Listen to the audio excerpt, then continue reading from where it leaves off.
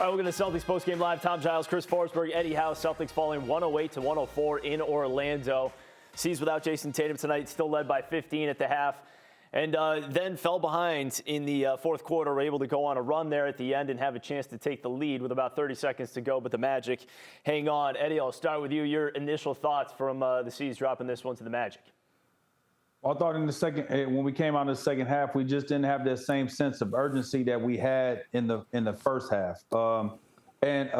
Credit. Remember, I said we have to play harder than Orlando Magic, and Orlando Magic came out there and they played harder than us in the third quarter, put us on our heels, and from that point on, it was kind of like trying to run in quicksand. After that point, even though we got close to try to bringing it back, but I felt like they were the aggressors, number one.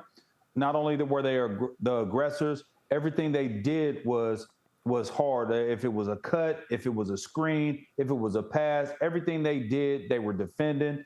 They got it. They mucked the game up in that little stretch where Porzingis got into it, and it's just showing that they don't think that we're the big bad Celtics. They're like, we're not afraid of this team. And they feel like they could beat us if they get us in a 7-game series, which I don't believe that, but they believe that. And that's all that matters because I'm not on that. I'm not out there playing. Yeah, look, this is like year 3 of the Celtics' biggest kryptonite being a shorthanded team. But we knew coming into this that the Magic were just young and frisky, that they didn't care what they get down or how the game goes. They were going to keep fighting.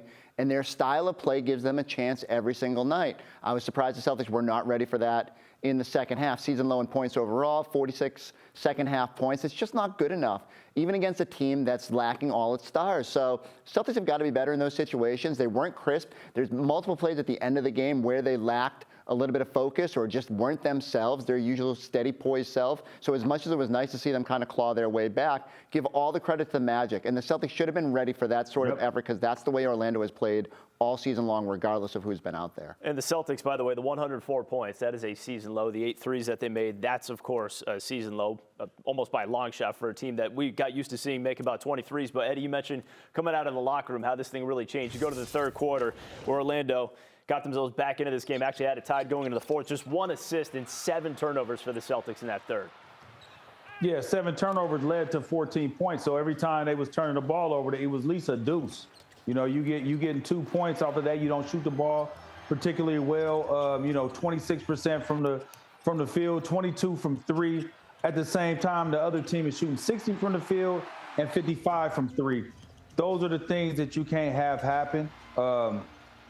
And especially on a young team, you give them guys that are trying to make their bones in the league and have maybe been in the league for a while. You don't want to give them any confidence. You got to come in and you got to play hard and match their intensity. And if you don't, you end up being in a dogfight. So, I mean, what can you do? I thought the key stretch for Orlando was the Celtics hit them with that little burst where JB had the dunk and a steal put back.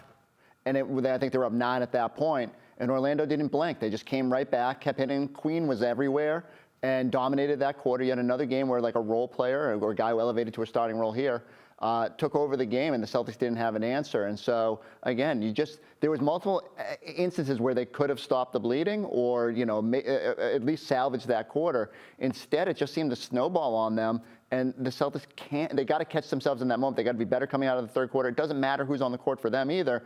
It's just there were painful scoring lulls, and we've seen this when Tatum hasn't been available.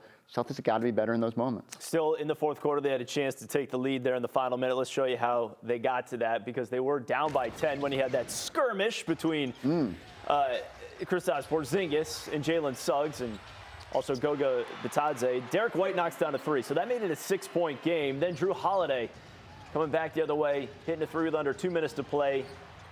That made it 105-102 Orlando. Next trip down for the Celtics, Jaylen Brown attacking again. Huge game from him, 35 points. Gets his own miss here, puts it back up and in. So it's a 1-point game for the Celtics after Al Horford missed a 3 from the corner. Tristan DeSilva with the 3 from the wing, and that put Orlando up by 4. And then you also had the confusion here in the final 10 seconds where the officials thought that Joe Mazzulla called a timeout, was going to call a timeout, whatever it may be. Derek White wanted to keep going because he had the ball up floor pretty quickly there, where obviously was looking for a quick score anyways. That forced the Celtics to reset things with about 9.5 seconds left, and obviously that's where the game ends after a miss at 108-104. But it had the feeling, Eddie, like, okay, despite how they'd played in the third quarter, despite some of the lulls in the fourth quarter, that they were somehow going to steal this one from Orlando in the end, just coming up 1 or 2 plays short. Yeah, I really did believe it. And I thought that last possession with Al getting that shot in the corner, and I'm not saying that Al shouldn't take a shot. I'm not saying that at all. But at that particular moment, I think the ball should have found Jaylen Brown's hands. No matter what, at the end of the day, he was the guy that had it rolling. And you have to get the ball in his hands, and then you let the chips fall where they may with that. But I'm not mad at Al taking the shot. Could we have got a better shot? Yes. But it just seems like that's how this, how the ball bounces. You miss a shot in the corner, and then you give up an opposite corner three, and the guy makes it. That ain't really known as a big-time three-point shooter. I've seen him at Colorado. I followed him. He has a brother that went to Stanford. I know all about his history and what he's done in college and having the opportunity. So salute to him for stepping up and making a big-time shot. But I thought that possession was mismanaged. It was just the speed of the game right there. But what can you do? You got to give credit to Orlando Magic and say, hey, you guys did what you guys were supposed to do. Also, here's another. The referees getting in the way again. 2 out of the last 3 games.